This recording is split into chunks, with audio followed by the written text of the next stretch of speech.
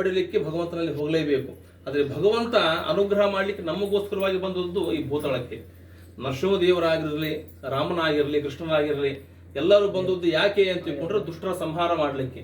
ಆದರೆ ವೆಂಕಟರಮಣ ಬಂದದ್ದು ಒಲಿದು ಭಕುತರಿಗಾಗಿ ಮದುವೆ ಹವಣಿಸಿಕೊಂಡೆ ಅಂತ ತಿಳ್ಕೊಂಡು ಕೇವಲ ಮದುವೆಯಾಗ ಸಲುವಾಗಿ ಭಗವಂತ ಭೂಲೋಕಕ್ಕೆ ಬಂದಿದ್ದಾನೆ. ಹಾಗಾಗಿ ಅವನಿಗೆ ಮತ್ತೆ ಮತ್ತೆ ಮದುವೆ ಮಾಡುವಂತಹ ಕೆಲಸವನ್ನ ನಾವು ಮಾಡಬೇಕು. ನಾವು ಯಾಕೆ ಮಾಡಬೇಕು ಅಂತ ತಿಳ್ಕೊಂಡ್ರೆ, ನಮ್ಮ ಮನೆಯಲ್ಲಿ ನಮ್ಮ ಕುಲಸ್ತ್ರೀ ಮನೆಯಲ್ಲಿ ಅಕ್ಕ ತಂಗಿ ಆಗಿರಲಿ, ಮಡದಿ ಆಗಿರಲಿ, ಇವರೆಲ್ಲರಿಗೆ ಅಂತಕೊಂಡು ಅಖಂಡ ಸುವಾಸನಿತ್ವ ಅಂತ ತಿಳ್ಕೊಂಡು ನಿರಂತರವಾಗಿರುವಂತಹ ದೀರ್ಘಕಾಲವಾಗಿರುವಂತಹ ಸುಮಂಗಲ್ಯವನ್ನು ಪಡೀಲಿ. ಆ ಮುಖಾಂತರವಾಗಿ ತಮ್ಮ ಯಜಮಾನರಿಗೆ 100 ವರ್ಷಗಳ ಆಯುಷ್ಯವನ್ನು ನೀಡಲಿ.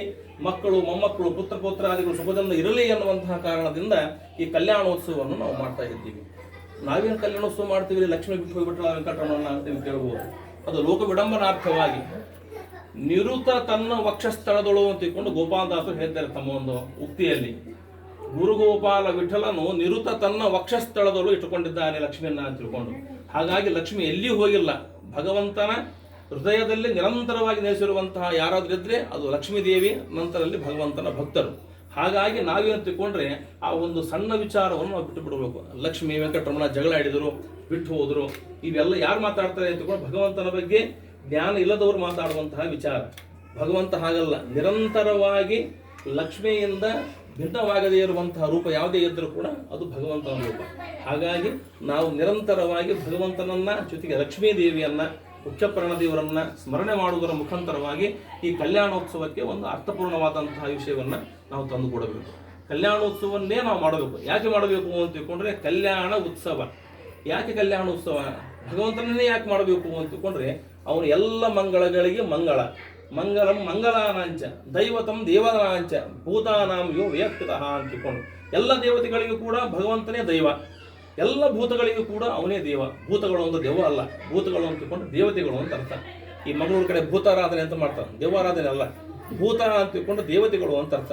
ಎಲ್ಲ ಭೂತಗಳಿಗೂ ಕೂಡ ಭಗವಂತ ಪಿತ, ಎಲ್ಲ ಪಿತೃಗಳಿಗೂ ಕೂಡ ಅವನೇ ವಸು. ಹಾಗಾಗಿ ಭಗವಂತನನ್ನು ನಾವು ಆರಾಧನೆ ಮಾಡುವ ಮುಖಾಂತರವಾಗಿ ಈ ನೂತನ ಗೃಹ ಪ್ರವೇಶದಲ್ಲಿ ಒಳ್ಳೆ ಕಾರ್ಯ ಮಾಡಬೇಕು, ಮನೆ ಮಾಡಬೇಕು, ಮದುವೆ ಮಾಡಬೇಕು ಅಂತ ತಿಳ್ಕೊಂಡು ಹೇಳ್ತಾರೆ. ಮನೆಯೂ ಆಯ್ತು, ಮದುವೆನೂ ಆಗುತ್ತೆ. ಬೆಳಿಗ್ಗೆ ಏನಾಯ್ತು? ಹೋಮಾನ ಹೋಮ. ಹೋಮಾನ ಹೋಮ ಯಾಕೆ ಮಾಡಬೇಕು ಅಂತ ತಿಳ್ಕೊಂಡ್ರೆ, ಆಚಾರ್ಯ ಹೇಳಿದ್ರು ಬೆಳಿಗ್ಗೆ ಗರ್ಭೆ ಸ್ವತಃ ಜಾತಸ್ಯ ಜಾಯಮಾನಸ್ಯ ಯದುಗ್ರಂ. ವರ್ಷ ಮಾಡಿರುವಂತಹ ಎಲ್ಲಾ ಪಾಪಗಳನ್ನು ಕಳೆಯುವಂತಹ ಶಕ್ತಿ ಯಾವುದಕ್ಕಿದೆ? ಆ ಹೋಮಾನ ಹೋಮಕ್ಕಿದೆ. ಯಾವುದು? ಮಾತ್ರ ಪಿತರ ವಚನ ಉಲ್ಲಂಘನ. ತಂದೆ ತಾಯಿ ಮಾತನ್ನು ಕೇಳೋದಿಲ್ಲ. ಗೋವಧ ಮಾಡಿರ್ತೀವಿ, ಗೋವಧ ಅಂದ್ರೆ ನಾವೇನು ಆಕಳಿಂದ ಮಾಡಿರ್ತೀವಿ, ಹಾಗಲ್ಲ. ಬಂದಂತ ಆಕಳಿಗೆ ನಾವೇನಾದ್ರು ಕೊಳ್ಳಿಲ್ಲ ಅಂತ ತಿಳ್ಕೊಂಡ್ರೆ ಅದಕ್ಕೆ ವಧ ಮಾಡಿದಂಗ. ಸ್ತ್ರೀ ವಧ ಆತು. ಹೆಣ್ಣನ್ನು ವಧೆ ಮಾಡಿರ್ತೀವಿ, ಹೆಣ್ಣನ್ನು ಯಾರು ವಧೆ ಮಾಡ್ತಾರ? ವಧ ಮಾಡಂಗಲ್ಲ. ತಾಯಿಯ ಮಾತನ್ನ ಕೇಳಲ್ಲ ಅಂತ ತಿಳ್ಕೊಂಡ್ರೆ ವಧೆ ಮಾಡಿದಂಗ. ಚೌರ್ಯ, ಕಣ್ಣಿಂದ ನೋಡಿದ್ರೆ ಸಾಕು ಬೀಳದ ವಸ್ತು ಕಳ್ತನ ಮಾಡಿದಂಗ. ಅಭಕ್ಷ ಭಕ್ಷಣ, ಅದು ಎಲ್ಲ ಕಡೆ ಇದ್ದೇ ಇದೆ. ತಿನ್ನೇ ತಿಂತೀವಿ ಹೊರಗೋಗಿ. ಅಭೋಜ್ಯ ಭೋಜನ, ಯಾರು ಹೊರಗಡೆ ಊಟ ಮಾಡಬಾರ್ದು, ನಾವು ಬ್ರಾಹ್ಮಣರು ಮಾಡ್ತೀವಿ. ಇವೆಲ್ಲದರಿಂದ ಆಮೇಲೆ ವೈಷ್ಣದೇವ ಮಾಡಿದಿರುವಂತಹ ಅನ್ನ, ಬಲಿಹರಣ ಮಾಡಿದಿರುವಂತಹ ಅನ್ನ, ಇವೆಲ್ಲವನ್ನು ನಾವು ತಿಂತೀವಿ. ಇವೆಲ್ಲವನ್ನು ನಾಶ ಮಾಡುವಂಥ ಶಕ್ತಿ ಯಾವುದಕ್ಕಿದೆ? ಈ ಹೋಮಾನ ಹೋಮಕ್ಕಿದೆ. ಹಾಗಾಗಿ ವರ್ಷಕ್ಕೆ ಒಂದು ಬಾರಿ ಹೋಮಾನ ಹೋಮವನ್ನು ಮನೆಯಲ್ಲಿ ನಾವು ಮಾಡಿಸ್ಬೇಕು. ಯಾಕೆ ಮಾಡಿಸ್ಬೇಕು ಅಂತ ತಿಳ್ಕೊಂಡ್ರೆ, ಇವೆಲ್ಲ ಮಾಡಿರುವಂಥ ತಿಳಿದು ಮಾಡಿರುವಂತಹ ಪಾಪ, ತಿಳಿಯಾಡದು ಮಾಡಿದ ಪಾಪ ಸಾಕಷ್ಟು ಇದೆ. ಅವೆಲ್ಲ ಕಳೆಯೋದಕ್ಕೆ ದೊಡ್ಡ ದೊಡ್ಡ ಹೋಮಗಳು ಸಾಧ್ಯವಿಲ್ಲ. ಹಾಗೆ ಹೋಮಾನ ಹೋಮಕ್ಕೆ ಒಂದು ಶಕ್ತಿ ಏನಿದೆ ತಿಳ್ಕೊಂಡ್ರೆ, ಸಂವತ್ಸರ ಕೃತಾಶೇಷ ಪರ್ಯಂತಂ ಮಾಡಿರುವಂತಹ ಒಂದು ಸಂವತ್ಸರದಲ್ಲಿ ಏನು ಮಾಡ್ತೀವಿ ಎಲ್ಲ ಪಾಪಗಳನ್ನು ಕಳೆಯುವಂತಹ ಶಕ್ತಿ ಆ ಹೋಮಾನ ಹೋಮಕ್ಕಿದೆ. ಎಲ್ಲವನ್ನೂ ಕೊಡುವಂತಹ ಶಕ್ತಿ ಆ ಭಗವಂತನಿಗಿದೆ. ಹಾಗಾಗಿ ಇವತ್ತು ಮುಖ್ಯಪ್ರಾಣದೇವರು ಬಂದಿದ್ದಾರೆ.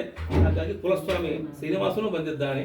ಆ ಭಗವಂತನೇ ಕಲ್ಯಾಣೋತ್ಸವವನ್ನು ಮಾಡೋದ್ರ ಮುಖಾಂತರವಾಗಿ ನಮ್ಮ ಮನೆಯಲ್ಲಿ ನಿರಂತರವಾಗಿ ಶುಭ ಕಾರ್ಯಗಳು ನೆರವೇರಲಿ. ಈ ಹೊಸ ಮನೆಯಲ್ಲಿ ಒಳ್ಳೆಯ ಕಾರ್ಯಗಳು ನೆರವೇರಲಿ. ನಮ್ಮ ಮನೆಯಲ್ಲಿ ಎಲ್ಲ ಕುಲಸ್ತ್ರೀಗಳು ಸುಮಂಗಲಿ ಆಗಿರಲಿ. ಮಕ್ಕಳು, ಮೊಮ್ಮಕ್ಕಳು, ಮರಿಮೊಮ್ಮಕ್ಕಳು, ಹೀಗೆ ಸಂತಾನ ಅಭಿವೃದ್ಧಿ ಆಗಲಿ ಅಂತ ತಿಳ್ಕೊಂಡು ಭಗವಂತನನ್ನು ಪ್ರಾರ್ಥನೆ ಮಾಡಿಕೊಂಡು ನಾವು ಮಾಡುವಂತಹ ಅಲ್ಪ ಕೆಲಸ ಈ ಕಲ್ಯಾಣೋತ್ಸವ. ಭಗವಂತ ನಿತ್ಯದಲ್ಲಿ ಕಲ್ಯಾಣೋತ್ಸವನೇ ಅವನು. ಹಾಗಾಗಿ ನಾವು ಮಾಡುವಂತಹ ಅಲ್ಪ ಕೆಲಸವನ್ನು ಸ್ವೀಕಾರ ಮಾಡಿ ನಮ್ಗೆ ಅನಂತ ಪಟ್ಟಾಗಿರುವಂತಹ ಒಂದು ಪುಣ್ಯವನ್ನು ಕೊಡಲಿ ಅಂತ ತಿಳ್ಕೊಂಡು ಭಗವಂತನನ್ನು ಪ್ರಾರ್ಥನೆ ಮಾಡಿಕೊಳ್ತಾ ಈ ಕಲ್ಯಾಣೋತ್ಸವವನ್ನು ಭಕ್ತಿಭಾವವನ್ನು ನಾವೆಲ್ಲರೂ ಕೂಡ ಸೇರಿ ಮಾಡೋಣ. ಆಚರ.